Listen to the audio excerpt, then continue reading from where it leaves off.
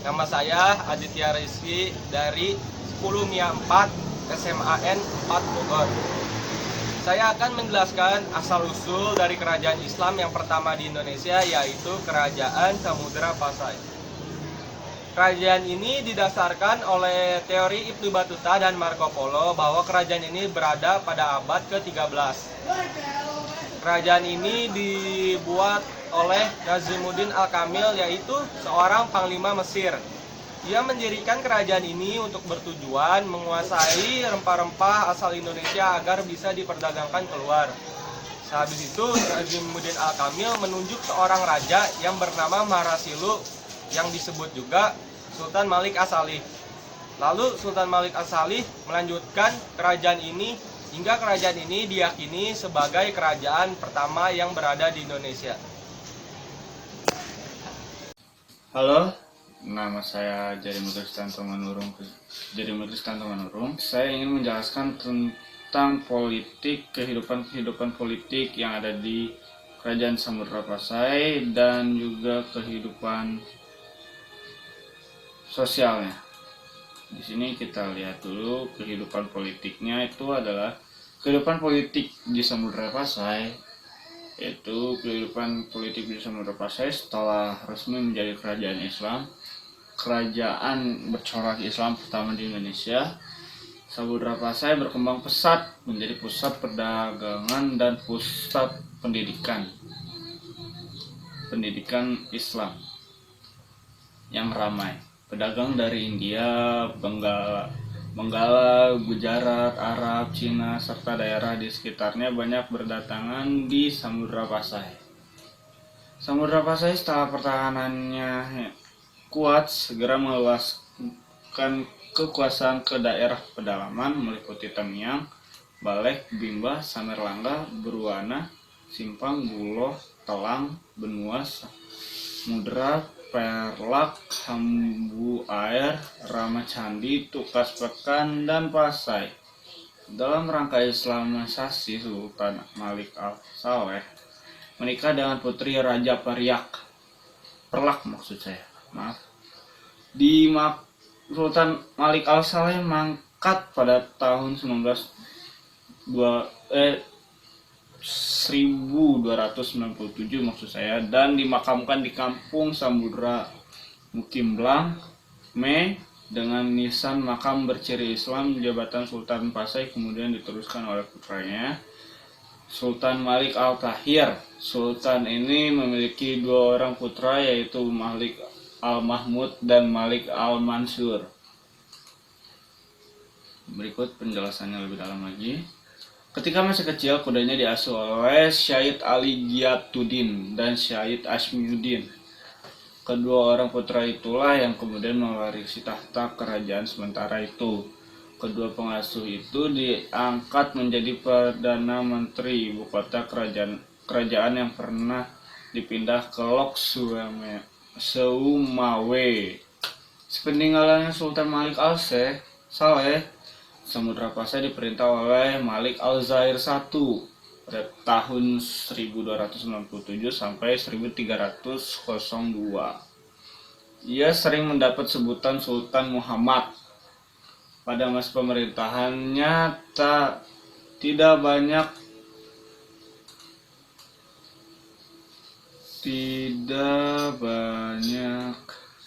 yang dilakukan. Kemudian tahta diganti oleh Ahmad yang bergelar Al-Malik Al-Zahir II. Pada masanya Samudra Pasai dikunjungi oleh Ibnu Battuta, seorang utusan dari Delhi yang mengadakan perjalanan ke Cina, sehingga di sana menurut Ibnu Battuta Samudra Pasai memiliki armada dagang yang sangat kuat. Baginda Raja yang bermazhab Syafi'i sangat kuat imannya sehingga berusaha menjadi Samudra Pasai pusat agama Islam bermazhab Syafi'i.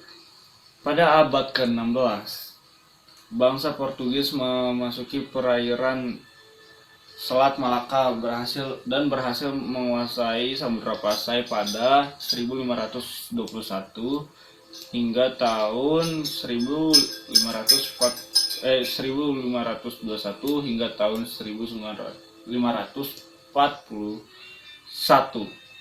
Selanjutnya wilayah Samudra Pasai menjadi kekuasaan kerajaan Aceh yang berpusat di Bandar Aceh Darussalam, yaitu menjadi Raja Aceh adalah Sultan Ali Mugayat. Berikut adalah urutan para raja yang memerintah di Samudra Pasai, yakni ada Sultan Malik Al-Saleh yang sering disebut Malikul Saleh, ada juga Sultan Malikul Zahir yang meninggal pada tahun 1326, ada juga Sultan Muhammad wafat pada tahun 1354, Sultan Ahmad Malikul Zahir atau Al-Malik Zamaluddin meninggal pada tahun 1383. Sultanah Baihah Putri Zainal Abidin, Sultan ini meninggal pada tahun 1428. Di sini kita membahas kehidupan ekonomi yang ada di Kerajaan Samudra Pasai. Kehidupan ekonomi yang ada di Kerajaan Samudra Pasai yaitu kehidupan ekonomi masyarakat Kerajaan Samudra Pasai berkaitan dengan perdagangan dan pelayaran. Hal itu disebabkan karena letak Kerajaan Samudra Pasai yang dekat dengan Selat Malaka yang menjadi jalur pelayaran dunia saat itu. Di Samudra Pasai memanfaatkan Selat Malaka menghubungkan antara Samudra Pasai, Arab, Cina, India, dan seterusnya. Samudra Pasai juga menyiapkan bandar-bandar dagang yang digunakan untuk menambah perbekalan untuk berlayar selanjutnya.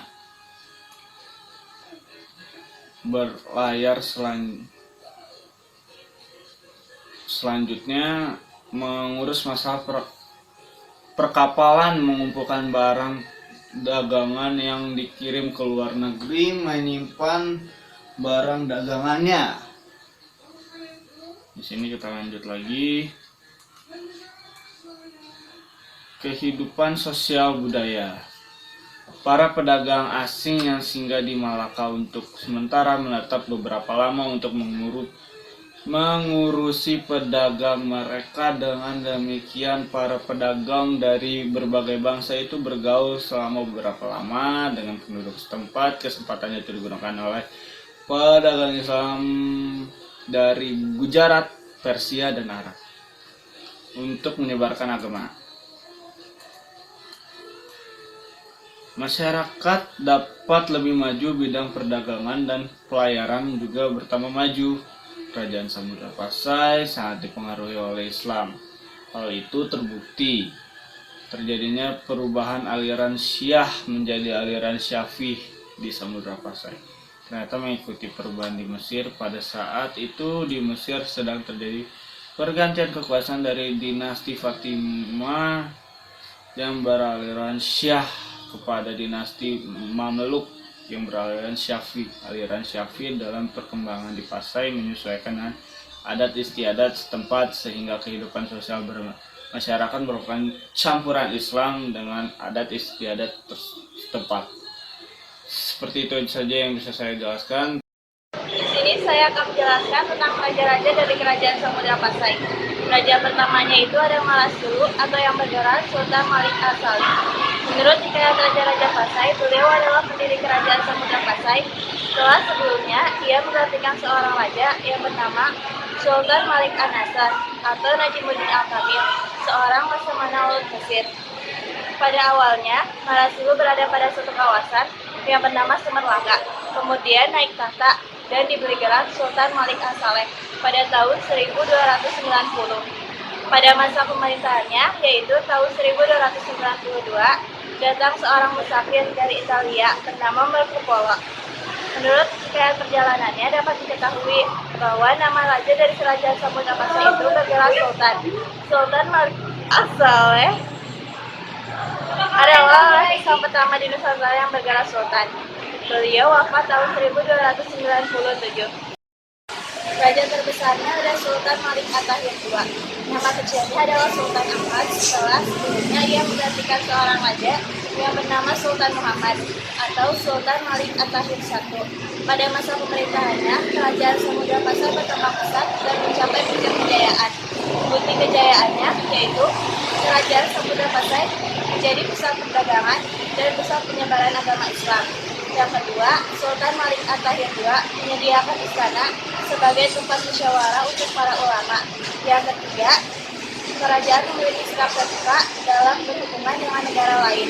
Pada masa pemerintahannya, ditumbar-tunggal datang ke kerajaan. Raja terakhirnya adalah Sultan Peristiwa penting yang terjadi pada masa pemerintahannya yaitu penaklukan dari kerajaan Portugis. Tahun 1224, Sultan Zain al-Abidin wafat. Tentang keruntuhan dari kerajaan Samudra Pasai. Ada dua faktor yang menyebabkan runtuhnya kerajaan Samudra Pasai. Yang pertama faktor internal dan yang kedua faktor eksternal. Faktor internal penyebab runtuhnya kerajaan Samudra Pasai adalah yang pertama tidak adanya perjanjian cakap dan terkenal soal Sultan Malik At-Tahir.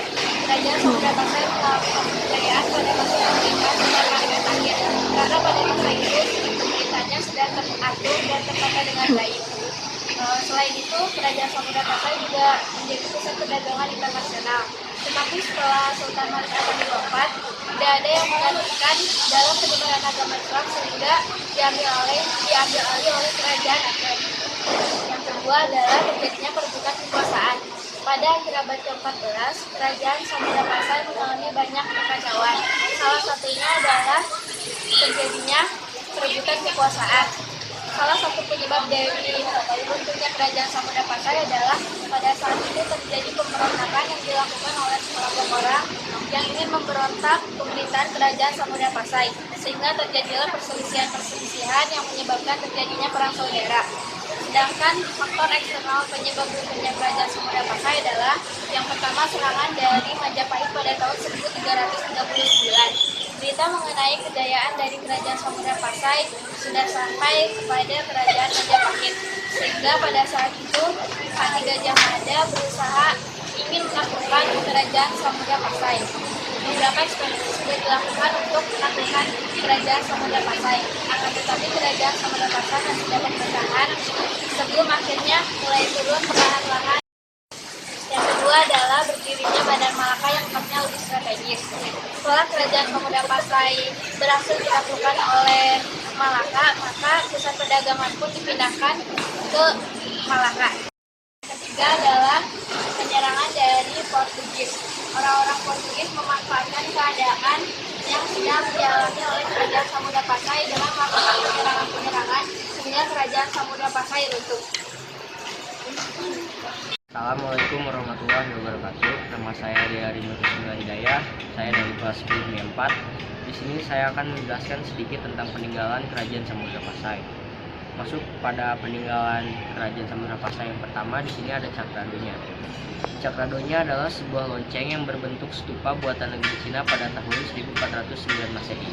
Memiliki tinggi 125 cm dengan lebarnya 75 cm. Pada bagian luar cakradonya terdapat beberapa hiasan serta simbol-simbol kombinasi aksara Cina dan Arab.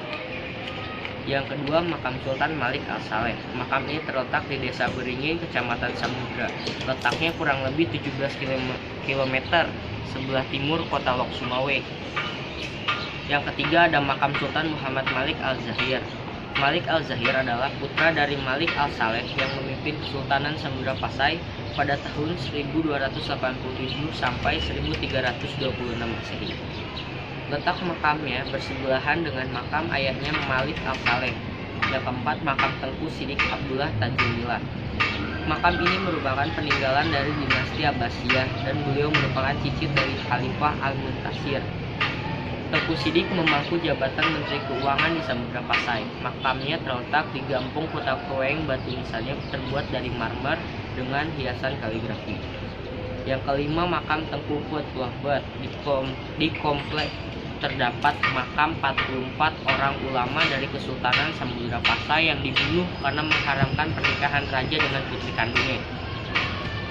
Makam ini terletak di Gampong Beringin, Kecamatan Samudra. Pada nisan tersebut juga bertuliskan kaligrafi surat Ali Imran ayat 18. Yang keenam, makam Ratu Al-Aqla Nur-Illah adalah putri Sultan Muhammad Malikul Zahir. Makam ini terletak di Gampong Menje Tujo, Kecamatan Mantangkuli. Batu nisannya berhiasan kaligrafi berbahasa Kawi dan Arab. Stempel Kerajaan Samudra Pasai. Stempel ini diduga milik Sultan Muhammad Malikul Zahir oleh tim peneliti sejarah kerajaan Islam. Ditemukan di desa Kutakreng, Kecamatan Samudra, Kabupaten Aceh Utara. Yang kedelapan di sini ada dirham. Dirham itu dulunya nggak pakai kertas, maka dari itu dirham-dirham yang ada di Kerajaan Samudra Pasai dibuat dari 70% emas murni 18 karat tanpa campuran kimia kertas. Koin ini berukuran mungil, berdiameter 10 mm dengan 0,6 gram setiap koinnya. Yang kesembilan ada naskah Surat Sultan Zainal Abidin. Naskah Surat Sultan Zainal Abidin merupakan surat yang ditulis oleh Sultan Zainal Abidin sebelum meninggal pada tahun 1518 Masehi atau 923 Hijriah. Surat ini ditujukan kepada Kapitan Moran yang bertindak atas nama Wakil Raja Portugis di India. Surat ini ditulis menggunakan bahasa Arab. Isinya menjelaskan mengenai keadaan Kesultanan Samudra Pasai pada abad ke-16. Yang terakhir ada stempel kerajaan. Stempel ini diduga milik Sultan Muhammad Malikul Zahir yang merupakan Sultan kedua Kerajaan Samudra Pasai. Dugaan tersebut dilontarkan oleh tim peneliti sejarah kerajaan Islam. Stempel ini ditemukan di desa Kutakreng, Kecamatan Samudra, Kabupaten Aceh Utara. Stempel ini berukuran 2 x 1 cm. Diperkirakan terbuat dari bahan sejenis tanduk hewan. Mungkin penjelasan tentang peninggalan Kerajaan Samudra Pasai cukup sekian dari saya. Terima kasih.